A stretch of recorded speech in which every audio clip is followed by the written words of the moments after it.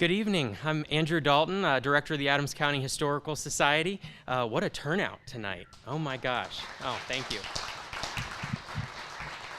Thank you. This is very exciting for us. We've never done kind of a live, had a live performance here on stage, so I hope you enjoy what's about to happen. This is a co-sponsored event with our good friends at the Lincoln Cemetery Project Association. Thank you.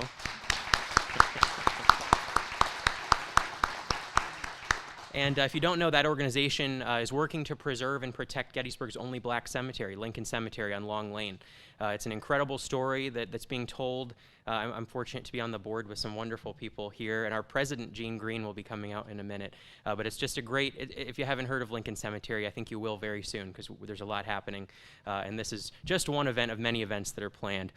So I was asked to do a little bit of history before the program, and I'm going to make it short because I'm not an actor, and I know everyone's here for to see the wonderful interpretation of Frederick Douglass by our friend Nathan Richardson. I do want to point out a few things. His brochure about his work is on our table over there and also at the front desk if you'd like to learn more. He does, I think, 60 to 70 events a year now. It's incredible, all around the country. So that's over there. I also want to thank the Gettysburg Academy and the Dobbin House for helping to sponsor this program and support what we've done with bringing Frederick Douglass to Gettysburg. So I'll go into just a little bit of the background of what this visit was like. So we'll go back in time. Went too far there. We're going back in time to January 25th, 1869, and that is the date. It was a Monday when Frederick Douglass arrived at the train station in Gettysburg. This is an 1880s photograph of the Gettysburg train station. And from there, he was taken by hack, a wagon, to the hotel in the square, which is now the Gettysburg Hotel. We have a quote about that. Let me just read. Frederick Douglass arrived by Monday evening's train and was conveyed in a hack under escort of a committee of the college societies to the Franklin House, a short square. Supper over, he took his meals in his room. The hack again appeared, and he was driven to the Agricultural Hall, where D.A. Beeler, Esquire, introduced him in terms not of praise merely, but of adulation. This is the Franklin House right here, next to the McClellan House, and this whole structure is now the Gettysburg Hotel.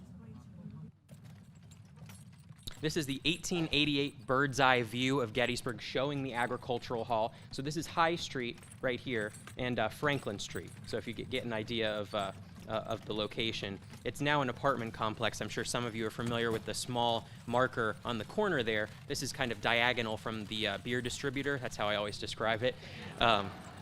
Which is, especially at Gettysburg College, when I would talk about this topic, everyone knew where the beer distributor was.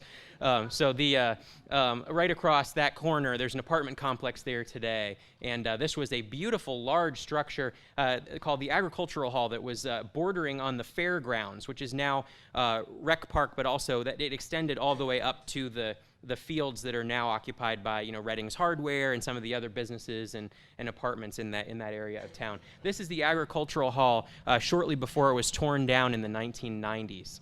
This photograph appeared in William A. Frasnito's bicentennial album. Unfortunately, the structure no longer stands, but somewhere inside, we don't really know where, there was some sort of a grand ballroom or event space that welcomed speakers and other large attractions. I think they had even like circus acts came in and they would set up inside the ballroom of the Agricultural Hall. But a number of important speakers would come and deliver addresses in this building. And of course, in January, it was safer to have something inside when they were planning this event.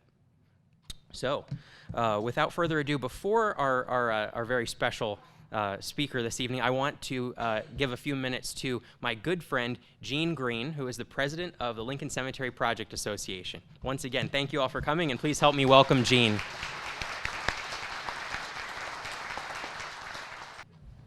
Good evening, and welcome each and every one of you. And I'm quite sure that you will be in for a treat this evening. And I want to give you a little information about our speaker this evening. Nathan M. Richardson is a published author, performance poet, and Frederick Douglass historian. He is the author of 4 collections of poetry and teaches a variety of workshops for emerging writers and spoken word artists. Nathan is now in his 10th year of workshops Nathan is now in his 10th year of the Frederick Douglass speaking tour, a living history performance that captures completely the physical, spiritual, and intellectual essence of the former slave, writer, orator, and abolitionist Frederick Douglass. This living history series has been seen nationally and internationally, and including the White House Visitor Centers, the Chautauqua Lecture Series, and American Cruise Lines, small ship historic cruises. Nathan has film credits with the National Park Service and Alabama Public Television. His recent rendition of the speech, Frederick Douglass Honors the Unknown Loyal Dead, was nominated for Best Short Film at the 2022 I Will Tell Film International Festival. Ladies and gentlemen, please give a warm welcome for Mr. Frederick Douglass.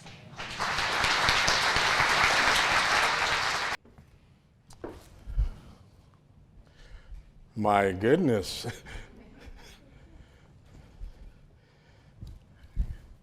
Good evening, fellow citizens of Gettysburg and surrounding counties.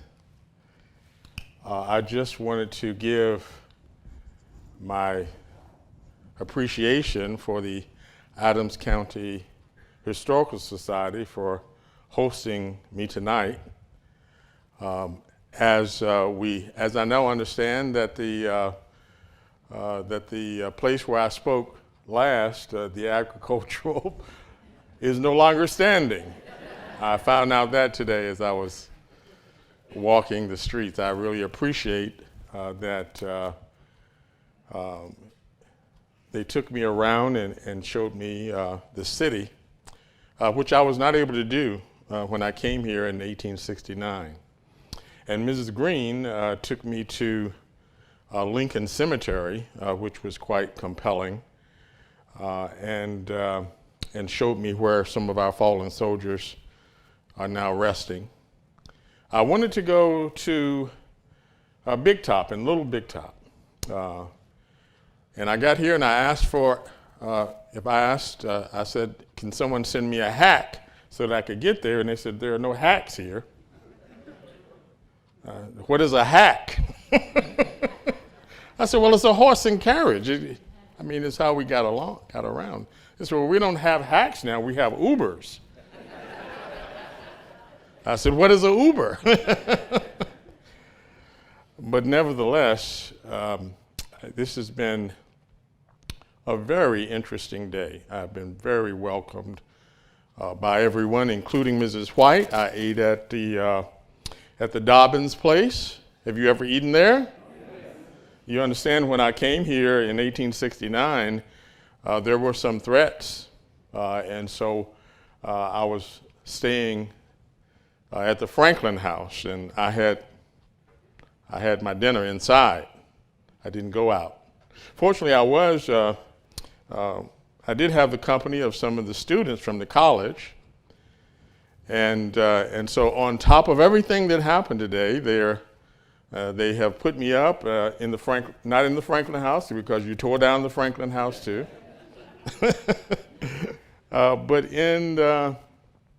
but in the Gettysburg Academy, which is now a bed and breakfast. And the gentleman who is the caretaker there gave me some wonderful history. And I'm staying in the Thaddeus Stevens bedroom. I was just beside myself. I was beside myself because you understand that Thaddeus Stevens was one of the greatest and most radical abolitionists. As I understand it, and as I was coming here, I passed by the college, which he is instrumental for, and that has expanded tremendously. So we owe so much to Thaddeus Stevens, absolutely. And so I'm here to speak to you on the peculiar topic of my visit in 1869. And at that time, the speech that I gave, which I tell you, I worked very hard on that speech, William the Silent. Worked for hours and hours to craft that speech, and I thought I was going to give it, excite the crowd, the audience that night in Agricultural Hall, and it went over with a thud. I mean, in my opinion. I mean, the editor of the Star, he wrote a wonderful article afterwards saying that it was the speech of the year. It was the lecture of the year. Of course, the other paper was not so nice. The compiler said that I was a flop, that there was any number of men in Gettysburg, right here in Gettysburg, that it could have done better than yours truly, Frederick Douglass.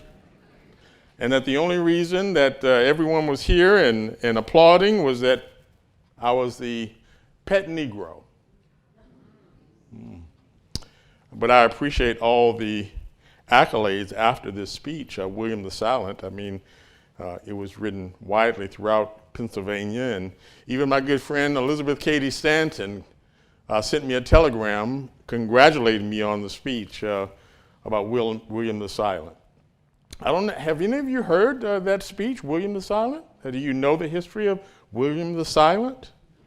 I mean, he was, so I came upon this topic, you understand, because in 1869, I wanted to give some context to our great president, fallen president, Abraham Lincoln, and make a comparison between him and William of Orange. William of Orange was a Dutchman, and he was in the cabinet for the Spanish. And so he was on inside of the Spanish government, but a Dutchman. And once he understood or realized that his fellow Dutchmen were dissatisfied with the Spanish rule, that did not have freedom of religion, he decided that he would decide with his fellow countrymen, that he would support them in a rebellion against the Spanish for their freedom.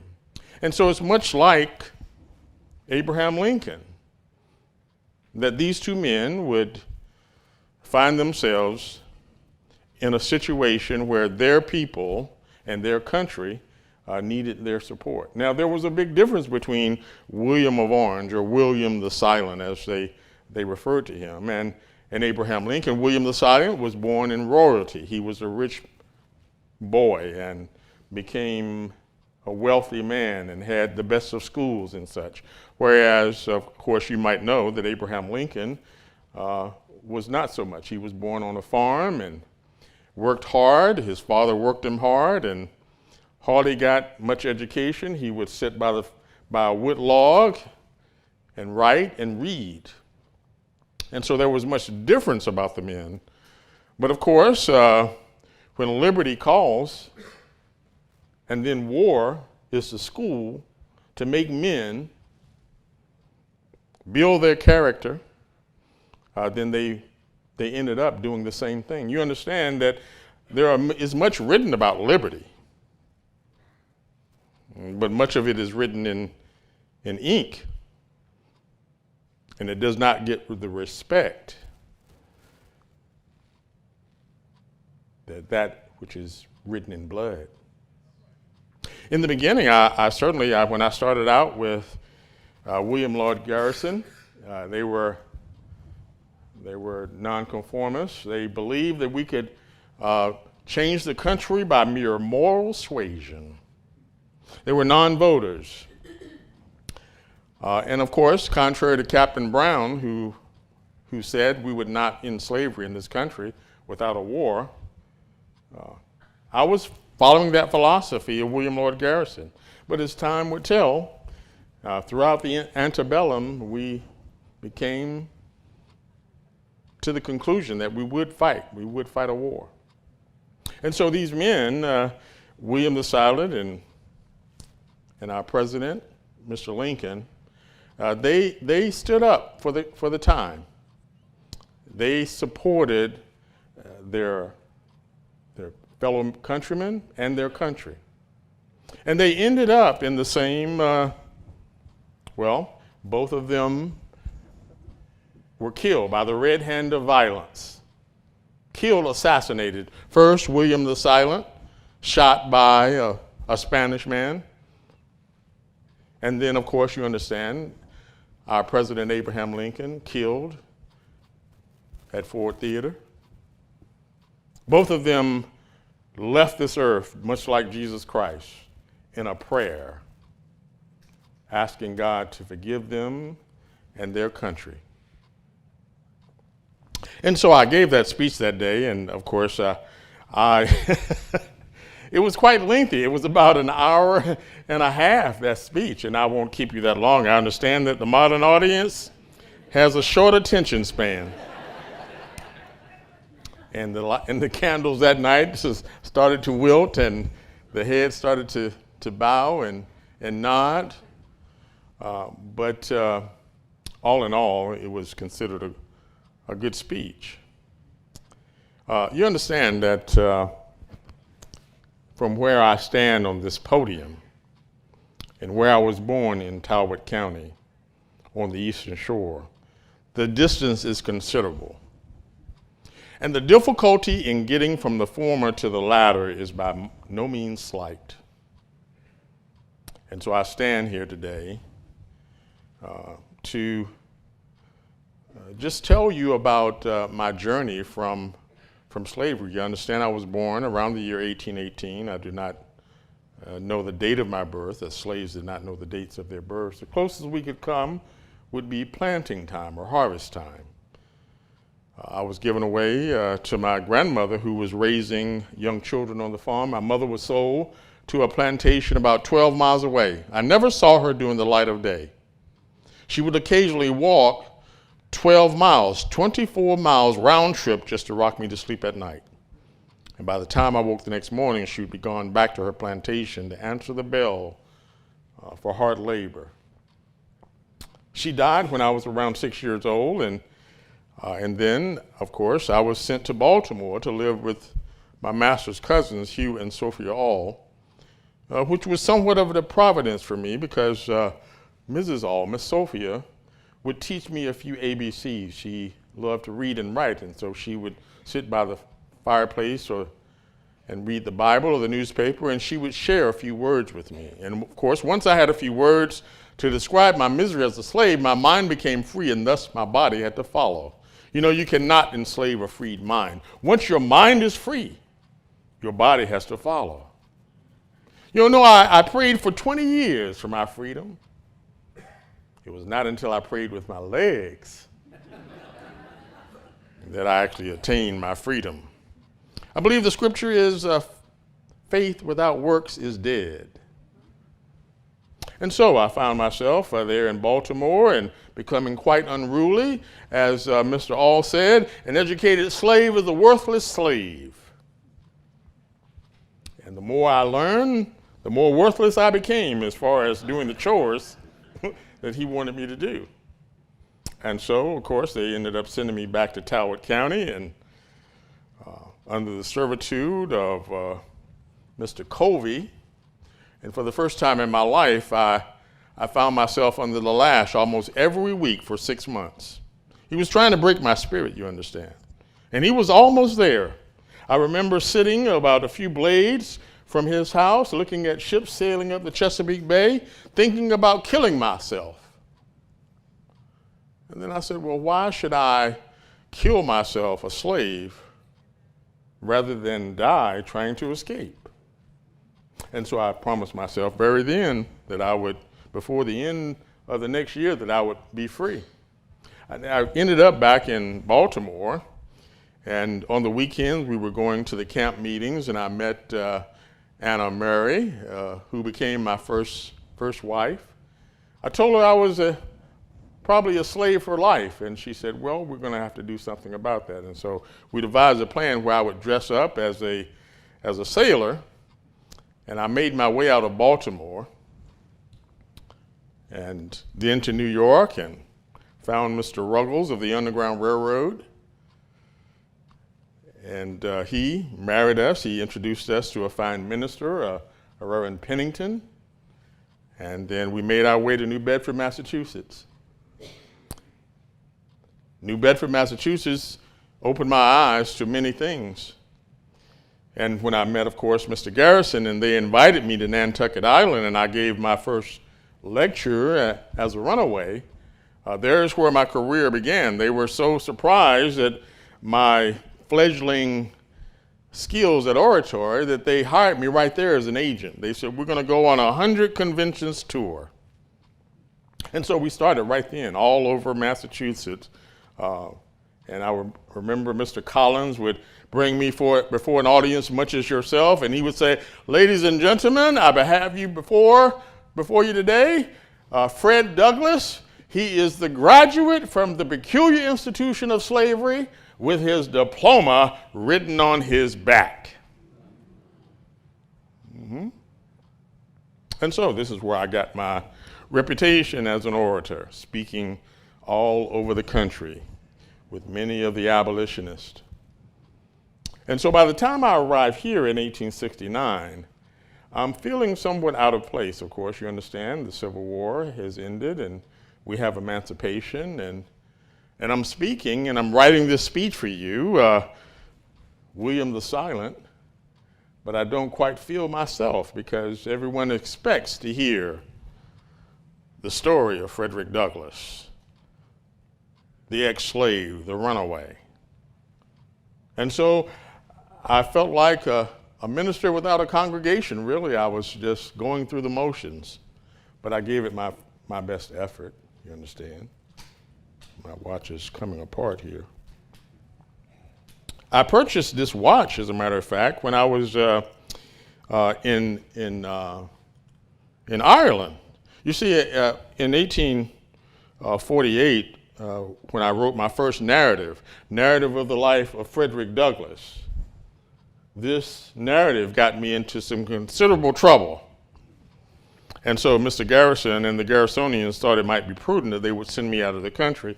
And I sailed on the RMS Cambria and ended up in Liverpool. And so I stayed in Ireland. I was only supposed to be there for 4 days and ended up spending 4 months in Ireland. I traveled everywhere from the Giant's Causeway to Cape Fear.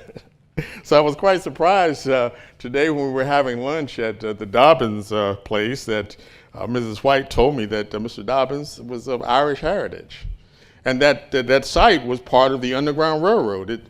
It figures that the Dobbins would be part of that, because when I was in Ireland, they certainly treated me not as chattel property, but as a human being. And then I spent another 18 months in England, and the Richardson family and Julia Griffiths, they all raised money to help me purchase my freedom. And so when I came back to America, I was a free man. I had my manumission. They said, Mr. Douglas, why even go back to America? We've already abolished slavery here in England. We've already raised $733 for your manumission. We can raise more money. We've already raised $2,500 for your printing press, for your newspaper. We'll raise more money. We'll send for your family. We'll help you build a house here, and you don't even have to go back to such craziness. But then I thought about that there were whole millions of fellow men and women in bondage here in America. I didn't know I knew my mother was dead. I didn't know if my grandmother, Betsy, she might still be alive. Certainly my brother, Eliza, Perry, my sister, Eliza, they might still be alive. And so I came back to fight for the abolition. And so I never regretted that. So today, when I'm walking around the streets of Gettysburg, I'm thinking I'm going back 206 years of my life. And I'm thinking about all this distance in time. I'm thinking about what I could give you all today that might inspire you of other speeches. I don't want to do William the Silent today. I understand you have great libraries. You have automated libraries now. You can go and find that speech. But there were other speeches that I gave right around the time of 1869, 1870, 1870s. One in particular, as a matter of fact, that I did in 1871. And I was reminded of that speech today as Mrs. Green and Andrew were walking me through the Lincoln Cemetery. And I was walking among the graves of some known soldiers and some unknown. And I was thinking about the speech that I crafted in 1871 and first gave in 1871 at Arlington Cemetery on Remembrance Day. Frederick Douglass honors the unknown loyal dead. I understand, I mean, there are, as they were describing it, there are graves marked and unmarked all over the city. There was a famous man here, a colored man, who reinterred many of them. You were telling me that, Miss Green? Who was that man? Yes. And so I was thinking about that speech, and I thought I might let you all hear that tonight, as well as another speech that I did on our great President Abraham Lincoln. But of course, when I arrived at Arlington Cemetery in 1871, this is the speech that I gave.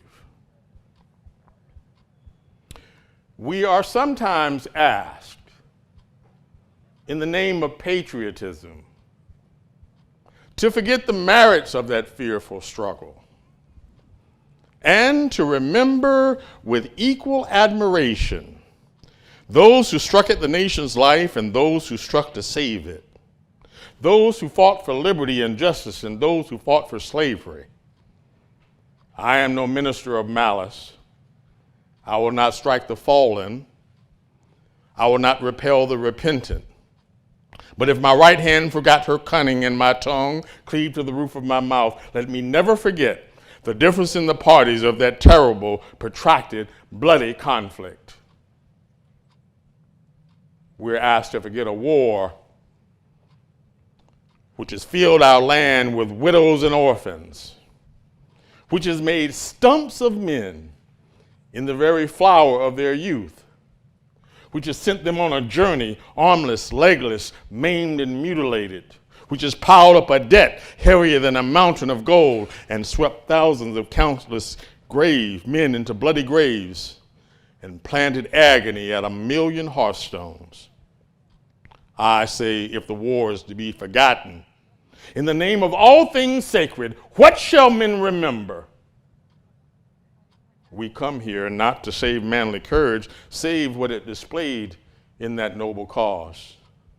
But let us never forget that victory to the rebellion meant death to the republic. Let us never forget that the loyal soldiers who rest beneath this sod flung themselves between the nation and the nation's destroyers. Thank you. Thank you.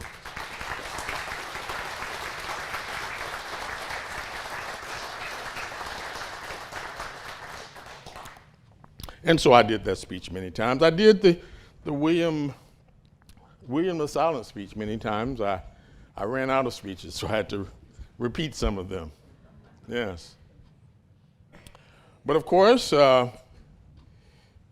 this place was certainly marked by the greatest speech of all, the Gettysburg Address.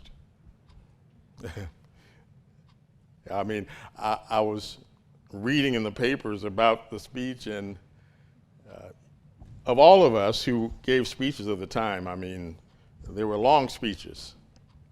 I believe on that day, Edward Everett spoke before our president 2 hours, and everyone was expecting a similar speech from our president, and in 2 minutes, President Lincoln was done. As a matter of fact, Mr. Everett came to Mr. Lincoln afterwards, and he said, President Lincoln, you did more in 2 minutes than I did in 2 hours. But you understand, my relationship with our president was sometimes tried. I was following Mr. Lincoln when he was in Illinois, running for senator, debating, not me, I never debated Abraham Lincoln, Stephen A. Douglas, with one S, the lesser Douglas. But I was reading the reports about these debates between Stephen A. Douglas and President Lincoln, or Senator Lincoln, Senator-elect Lincoln, and I was trying to find out or figure out where Mr. Lincoln would stand up for the cause of slavery, the end of slavery. He was waffling. Well, he was a politician. The same reason I didn't run for any official office. They asked me to run alongside the first woman to run for president. Did you know that? Yes. The great state of Kentucky sent me a telegram. They said, we have a woman running for president. We've nominated the first woman to run for president, and we'd like you to run alongside her, Mr. Douglas. Anyone know who that woman was? Wonderful. Thank you, ma'am, for saving the audience. Can't tell you how many times I've heard the name Hillary Clinton. I don't know who she is. Victoria Woodhull, yes. And I said, I will not run alongside Victoria Woodhull. They said, Mr. Douglas, why not? We thought you were a woman suffrage man. Did you not stand with the women in Seneca Falls? I said, yes, that's true. The problem is I'm not a politician. I'm not a politician. I am for the 100% enfranchisement of the black man in American society. So if I come here to Gettysburg and you all put me in a nice place, sleeping in the Thaddeus Stevens room and feed me nice at the Dobbins restaurant, I'm going to say the same thing that I say when I go to Chambersburg.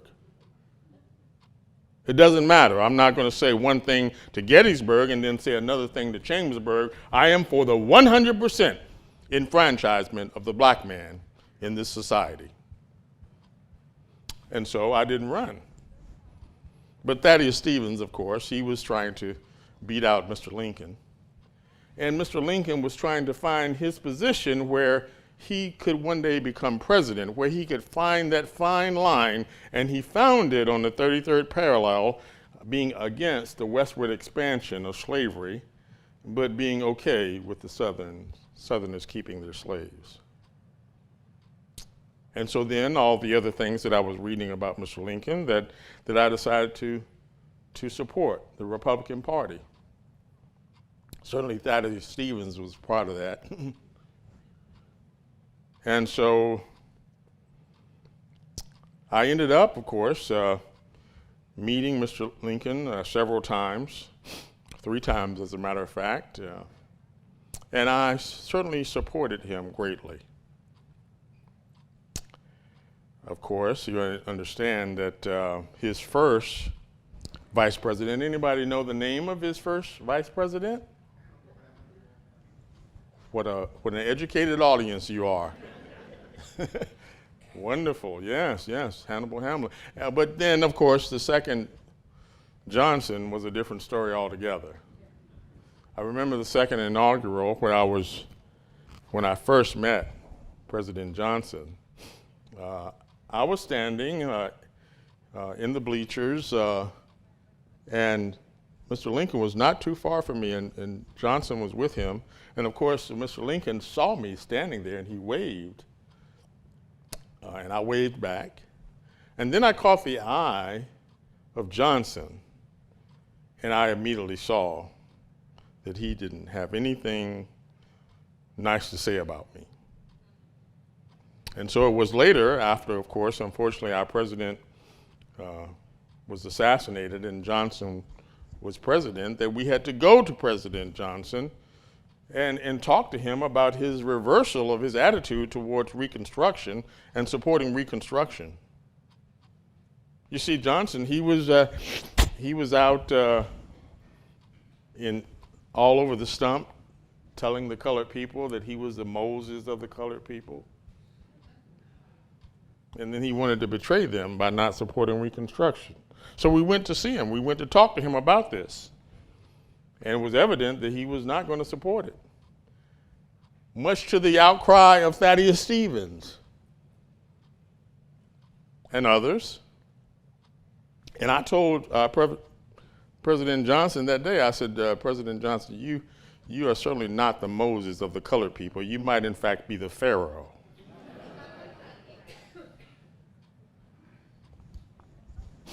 So all this time, you understand, we are now, the Reconstruction is starting to fall apart. The lost cause narrative is starting to permeate in the lexicon of our story.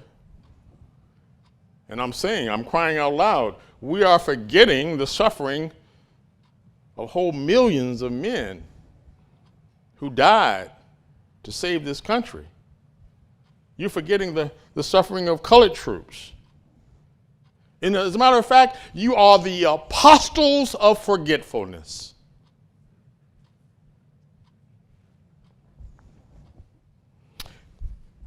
And so we continue to dredge on. Reconstruction fell apart.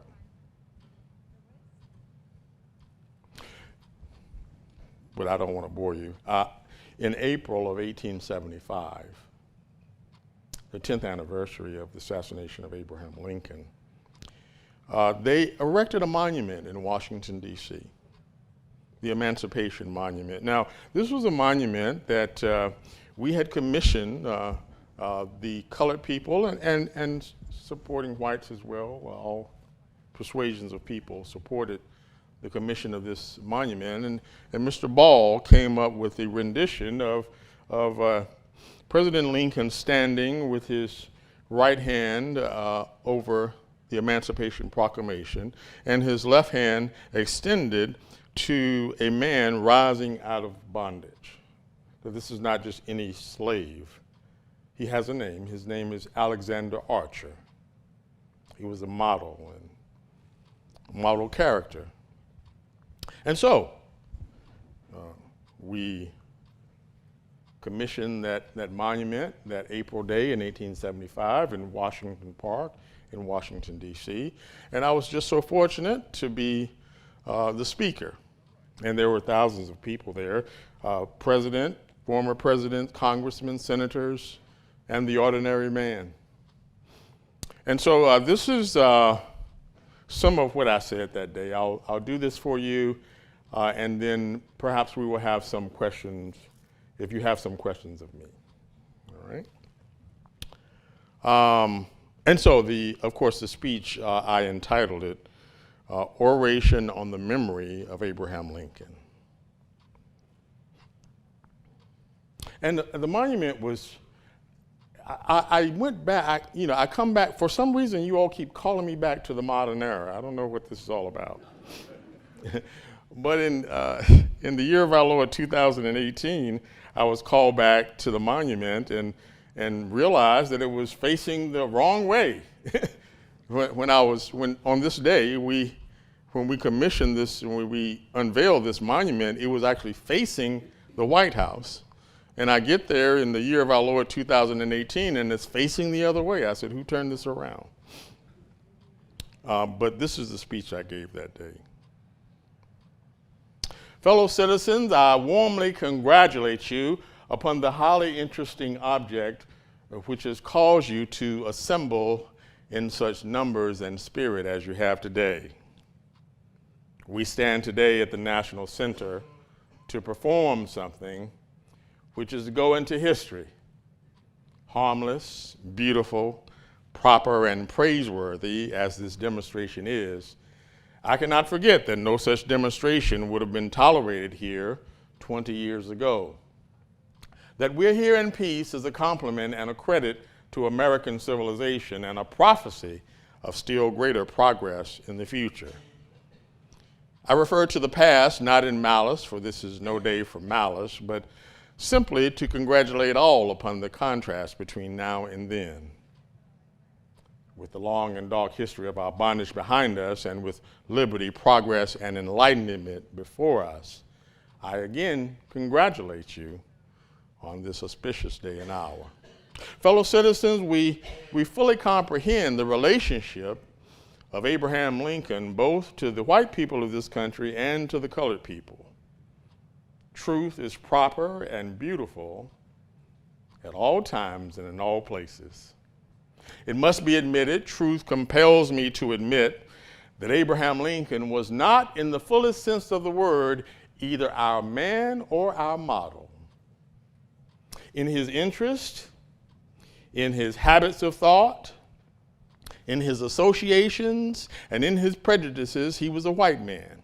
He was predominantly the white man's president, entirely devoted to the welfare of white men. You are the children of Abraham Lincoln. We are at best his stepchildren, children by adoption, children by the forces of circumstance and necessity. For while Abraham Lincoln saved for you a country, he delivered us from a bondage. Therefore, it shall be asked what we have to do with Abraham Lincoln and what Abraham Lincoln has to do with us. The answer is, though he loved Caesar less than Rome, though the Union was more important to him than our freedom or our future, under his wise and beneficent rule, we gradually saw ourselves lifted from the depths of slavery to the heights of liberty and manhood.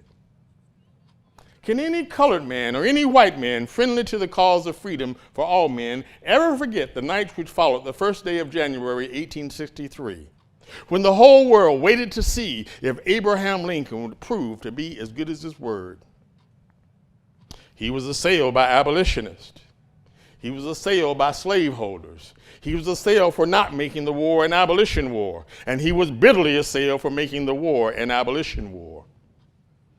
He calmly and bravely heard the voices of fear and doubt all around him.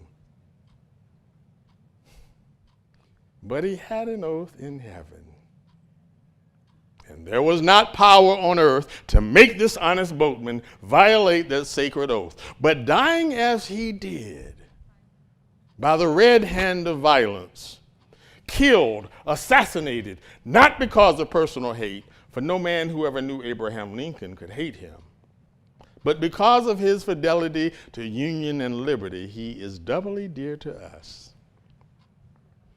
So, fellow citizens, I end as I began, in doing honor to our friend and our liberator. We may calmly point to the monument erected in the memory of Abraham Lincoln. Thank you. Thank you. Yes, thank you. Thank you so much. Yeah, so you got to hear some of my oratory. I didn't put you to sleep with William the Silent. Yes, yes. Well, maybe some of you might have some questions. If you have a question, I don't know. This is space. I mean, we can be heard. Stand up, sir, and ask your question. Okay, all right.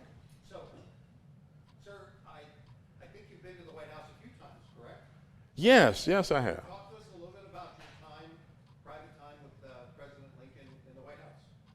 Well, the first time that I went to the White House was actually on behalf of a coalition of us who were disappointed that the promises made to us when they agreed to let the black soldier fight, that those promises were not kept. I mean, we went through painstaking lobbying and convincing Mr. Lincoln and his cabinet that the black man was worthy of voting. We fought in the Revolutionary War, the black men and men of Massachusetts, so forth. Crispus Attucks, the first black man to be killed in the Revolutionary War. If we were good enough to fight alongside Washington, then why would we be not good enough to fight alongside McClellan? And of course, it took some time. I mean, Mr. Lincoln was a very prudent thinker. But some of the things we were promised, of course, I had to go to Mr. Lincoln's office and file these grievances. Firstly, that they had not given us our equal wage. We were supposed to have equal pay. Secondly, that there were no black officers in the ranks. We felt we could lead ourselves. And thirdly, that there seemed to be war crimes going on, that there was no such thing as a black prisoner of war. Any black man caught on the field was immediately hung or lynched. And so this is when I really understood the character of Mr. Lincoln. Firstly, I was sitting out in the hallway with many people in line to see Mr. Lincoln, including the governor of Connecticut, who was one of the most powerful governors of the time. And Mr. Lincoln walks out and sees me sitting there, and he says, "Bring him in." And his secretary says, "Well, wait a minute, the governor of Connecticut is waiting." He said, "No, I've been waiting to speak to Mr. Douglass." And so I find myself there standing with the president of this great country. And I file my grievances, and of course he listens intently, and he promises that we will get our equal pay. He offers me a commission. I'm too old to fight. This is the reason I recruited my sons, Charles and Lewis. I took them down to Massachusetts and had them enlist in the 54th Regiment. You understand? Yes. Yes. I sent my son, Frederick Jr., out to the Mississippi Valley. I said, recruit as many soldiers as you can. But then we have to go back because everyone is complaining now. We're not getting our just. And so, yes, this was the first context of the first meeting. And then the second time, of course, was the inaugural speech. And then that evening at the inaugural party, I decided to invite myself. And I'm walking in, I'm just thinking that I could just walk right on into the White House, and I was accosted by two guards. And fortunately, Mr. Lincoln saw me, and he came to my rescue and took my hand and brought me in to the party. And he said, "Mr. Douglass," he said, "what did you think of my speech today?" And I said, "Sir, I am so small compared to all the people in line who are waiting to shake your hand." He said, no, I really want to know what you thought of my inaugural speech." And I said, "Well, sir, if you insist, sir, it was a sacred effort." It was a sacred effort, sir. Yes. So yes, and there was one other time that I missed the opportunity. I mean, these were quite formal settings, you understand, of meeting Mr. Lincoln. He actually had sent his secretary to my office in Washington, D.C., right outside of Anacostia, to invite me for tea. Just a casual conversation, but unfortunately I had to turn the president down, if you can imagine that, because I already had a speech scheduled that day at the AME Church in Washington, so I didn't want to stand them up. So I never got the chance to have tea with the president. Now, I hope that answers your question, sir. Yes. Is there another question? My eyesight is bad for 206 now. Yes. Can you describe the reaction of your friend Elizabeth Cady Stanton to the passage of the 15th Amendment? Oh my goodness. Oh my goodness. So you must understand, and this, I would say this to you all before I start your answer, that we had a wonderful coalition of abolitionists and suffragists. I mean, Elizabeth Cady Stanton, Lucretia Mott, who established a great anti-slavery thing here in Philadelphia. They ran her right out of the Philadelphia and burnt the whole hall down for speaking in Philadelphia.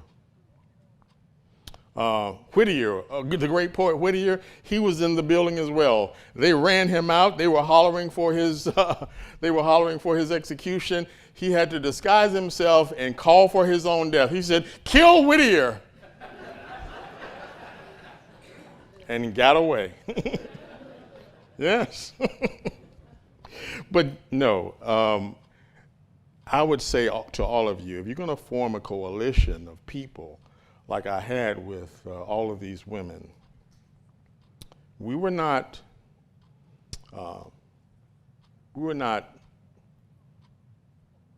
ignorant to the fact that we were from different classes and that there was our human nature, there was some prejudice still in us. But we had an idea of something on the horizon, and we were going for that thing on the horizon, so we put aside our intermediate differences so that we could get to that one cause, which was the franchise. And this is why I stood beside them in July of 1848 in Seneca Halls and signed the Declaration of Sentiments alongside Elizabeth Cady Stanton. This is why I sat with other women, including the woman of them all, and had tea and talked to her about. But when the 15th Amendment was passed and all of the men would not come along, well, I couldn't bring all of these men together by myself. We would be on the circuit and they wouldn't even allow Elizabeth Cady Stanton to speak. She was already aware of this. She and Mrs. Mott, they were in London at the World Anti-Slavery Conference, fully expecting to be heard, and they sit them behind the curtain and did not allow them to speak. And so when we started this move in 1848, we really thought the window at the end of this horizon is wide open. It's a wide open door, but when we get there, it's a narrow window. And the men are telling the women, you have to wait your turn. And so I was saying to them, I said, well, I have to go. I have to take the men across. I have to take the colored men across. I will not leave you, though. I will reach back and I will bring you. But unfortunately, this is where the nature of prejudice comes out. They were very, well, men, beware a woman scorned, sir. Because they started to say that I had betrayed them. Susan B. Anthony. They said things in public. They were quoted in newspapers as talking negatively about me. And so there were, we lost so much momentum. For decades, there was nothing going on there because the women were deflated about losing their opportunity with the 15th Amendment. But I understand you all have the right to vote now? Yes? And what amendment brought that about? The 19th Amendment. Again, I applaud you. You all get an A here at Gettysburg. You cannot believe I asked that question sometime in the modern era, and I want to run back home. Because, even an audience this side, the women will, well, I don't know what it is. Well, do you have the right to vote at all, ladies? Yes. We have to know the Constitution. Yes, sir, you have a question. You're talking about the unequal pay and how your pleas at Lincoln fell on deaf ears. Do you know what congressman was able to get equalized pay? Well, I tell you what, we had a friend in Mr. Stevens, that's for sure. Absolutely a friend in Mr. Stevens, and we would have been lost without him in many cases because, there was, the 14th Amendment, sir, you understand, is largely due to the stand that he took for us. Equal protection under the law. He made a great speech about this in Congress, and it turned the tide for us on the 14th Amendment. So yes, sir, I do know. Next question. Yes, sir, right here. You talked briefly about education, obviously your belief in the power that Yes. Could you pontificate a little bit on your own educational journey from where Mrs. Auld began teaching you ABCs and then I think covertly? Yes. Yes, yes, yes. You know, I was hoping that, I'm looking around. Help me, please, if there's a young child in the audience. Oh, yes, I see your head popping up there. Come, and she's coming without me even asking. Come on up here. That is, oh my goodness. Come on up, young lady. Yes. Oh, thank you for coming to save Frederick Douglass, because I think I'm bombing right now. What is your name? Julia. Julia. And how old are you, Julia? 7.5. It's about the time that I went to Baltimore to live with Mr. and Mrs. Auld. So I was sent there to be the helpmate, the butler for their young son, Master Thomas. And of course, I did not have any letters at that time. I did not know my alphabet. You do know your alphabet, do you not? Mm-hmm. Yes, and you like to read? Yeah. What books do you read? My mama reads, she sits with me and reads with me. Yes. But I do most of the cooking. Yes, yes. So obviously your mother has read me, and she understands that it is easier to build strong children than repair broken men. Yes. Yeah. So I'm there with Mr. and Mrs. Auld, and Mrs. Auld is teaching me a few letters and words from the Bible. And then unfortunately, her husband finds out about it. And I heard him one day go to her and say, I understand you're teaching Freddie how to read. And she said, yes, husband. What harm could that do? He said, do not teach that boy how to read. It'll make him good for nothing. And so from that point on, she stopped teaching me how to read. And so I had to find various methods that I would try to get a few letters, a few words. And so I would be walking the boys to school in the morning. And as we're walking along, I might say to one young man, Julia, are you hungry from this morning? Did you get enough to eat this morning? Yes. You did? Mm-hmm. No, maybe you could have another biscuit. I have a biscuit in my pocket. That could feed your stomach. If you have a notebook, and if you have a word in your notebook, we could make a trade. And I would be fed. And then we would make a trade. My brain would be fed and his stomach would be fed. Or we might be walking along and I would say, Julia, do you believe that I can make a W? Mm-hmm. And what would you think you would say? I don't know. Yeah, you would be like, what slave can write? Who taught you how to read and write?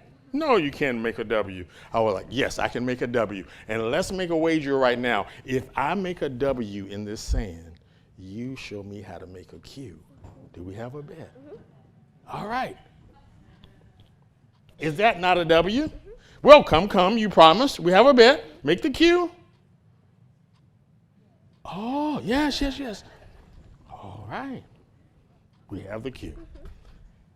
Can you imagine Julia having to trick other children to learn your alphabet? Yeah. You were probably taught them all in one song, weren't you? Can you sing the ABCs? Hey, I tell you what, I won't put you on the spot. I did meet a young man once that could actually sing the ABCs backwards. Yes. That's how my eyes looked at that time, yes. So let me tell you something, one more thing before I let you go. This book, this is called the Columbian Orator. Now this is the school book that they were carrying at the time. Now you would have had a different book because you were a girl. The boys had this book and you had another book. But in this book are great speeches and poems and such, and of course I wanted a copy of this. So what I did, I set up a shoe stand on the streets of Baltimore in Fells Point. I got myself a stump and some shoe polish and a brush, and I sat right up there, and I would yell out to the men as they passed by, 5 cents to shine your shoes, sir, 1 cent to dust you off. And with 75 cents, I purchased this book. Yeah, so this is how I taught myself how to read and write. I mean, there are great poems in here. The very first poem that I learned how to recite out loud is in this book, right here on this page, right here. Let's see. You want to read it with me? All right, so let's see. You hold the book. Now, right here where you see the verse, we're going to do this in what we call call and response. This is an African thing, storytelling, call and response. So I will say the line, and then you repeat that same line after me, all right? Okay. Are you ready to read? Are you all ready to listen? Well, let us read. You'd scarce expect one of my age to speak in public on the stage. And if I chance to fall below, Demosthenes or Cicero. Great pronunciation. Yes.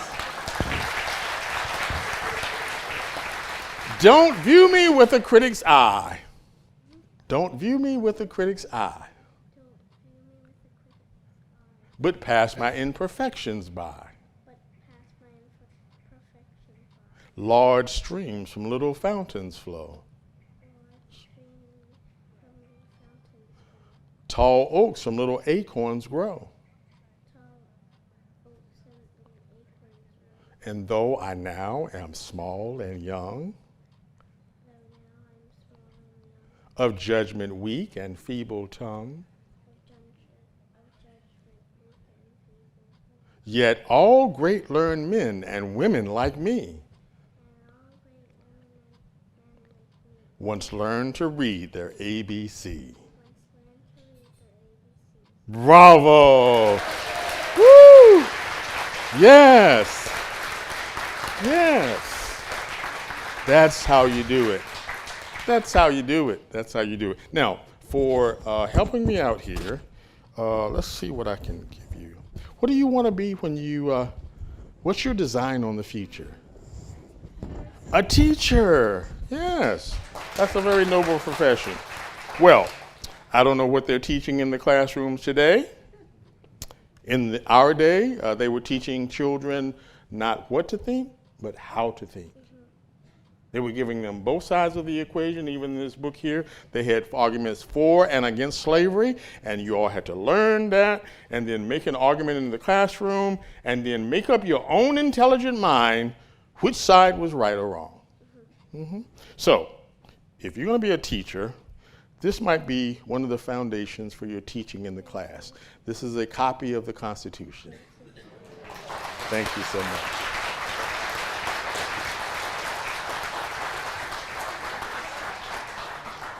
Bye-bye. All right. Yes, give her a round of applause. Yeah. Yes. All right, now back to the adults. Is there another question? Yes, ma'am.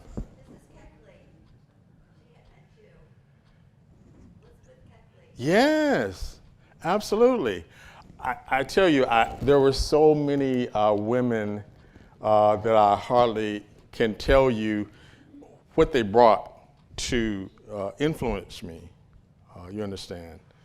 Elizabeth Keckley, the Grimke sisters, they left vast wealth in South Carolina to join the abolitionist movement. And even black women, Frances E.W. Harper, Sojourner Truth. I tried to stand beside all of these women, to stand beside them to say they deserve the franchise. They deserve their suffrage as well. Well, Mr. Douglass, why would you be standing beside the white women? Well, I understand the race issue, but I also have a wife and 2 daughters. Now, the difference is, of course, that you would be carrying one weight of that of sex, but they were carrying 2 weights, that of sex and race. So they had 2 burdens to carry. But I was certainly for the woman. I certainly stood for the woman, and Ms. Keckley was a woman that I that I respected greatly. Is there another question? Yes, sir. What books did you like to read? Oh, yeah. Well, you saw the first book there that I read, The Columbian Orator. But I certainly read all kinds of books. I read 12 Years a Slave.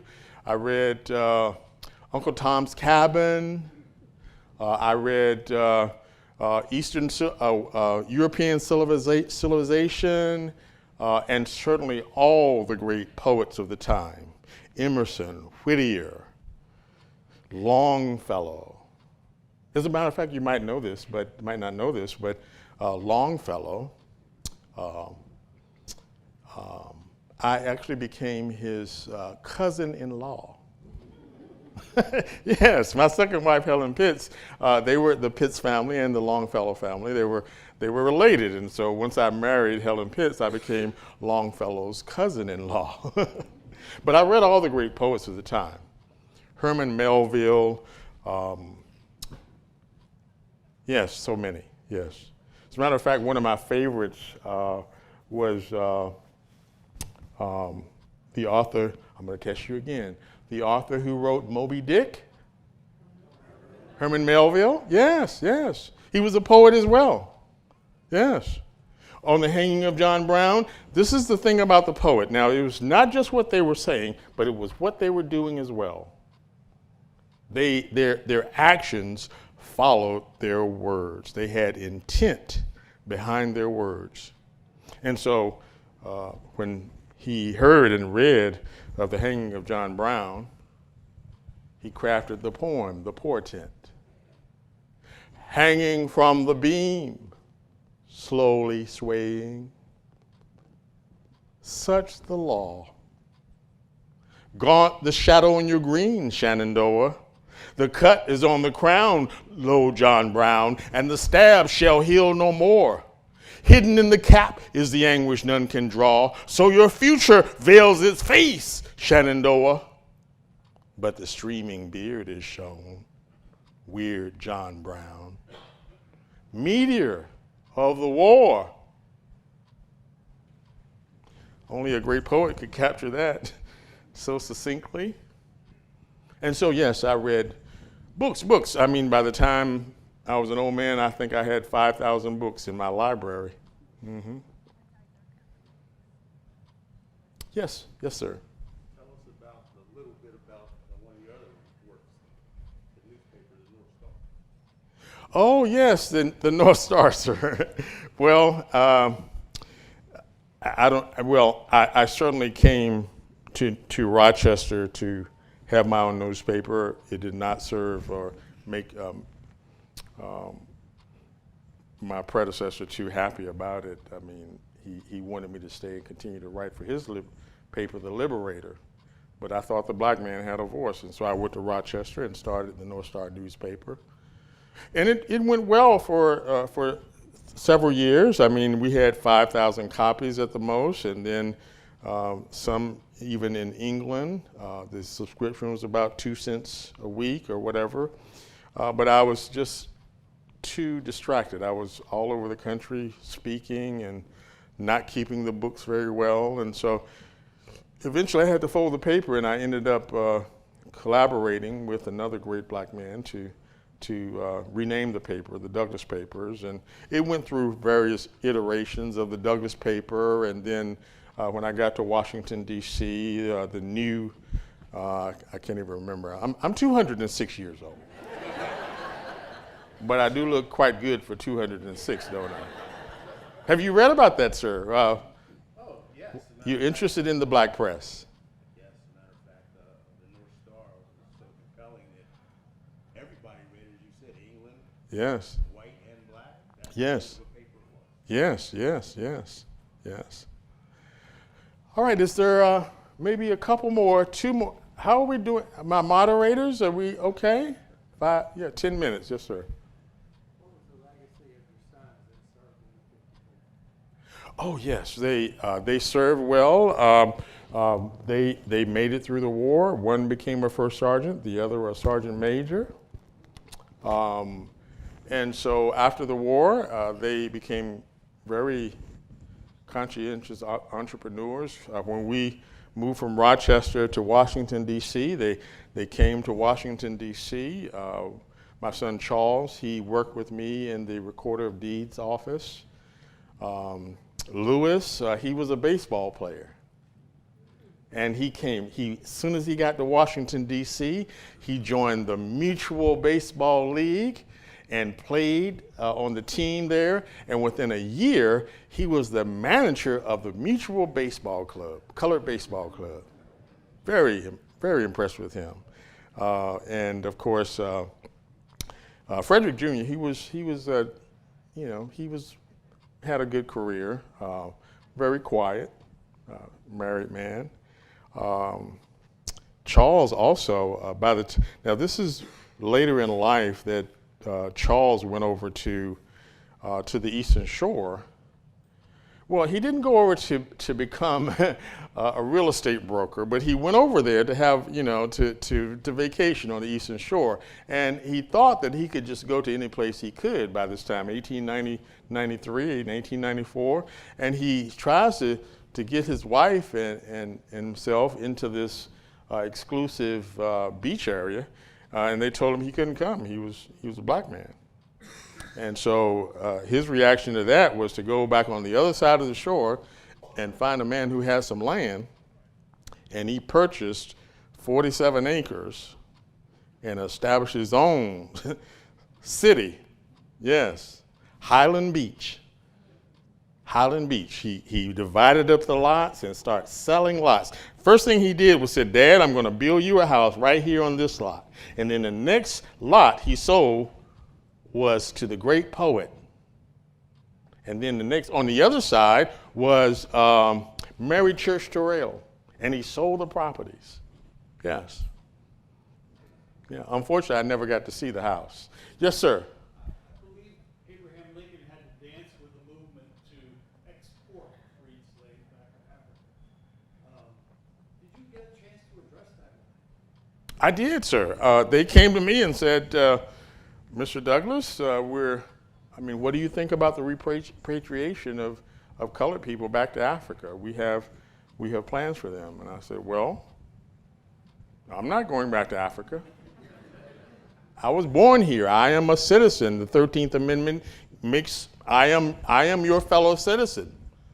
I will not go back to Africa. Now, if you have a plan that's worthy and they want to go back to their origin of birth, then sure. But it didn't work out. I think there was one expedition that they lost a ship or two, and it never really came together in the way that a lot of them wanted to do, is repatriate the colored person. I've had that question addressed here in the modern era. Why don't we go back to Africa? And so I said to the young lady, I said, well, think about this now. Before you get your ticket on the RMS Cambria, think about this. Africa is not a country. It is a continent of many countries. And so before you go back to Africa, what country will you go to? And what constitution will you serve? You must think about that. You're here in America and you have a constitution. What is this thing?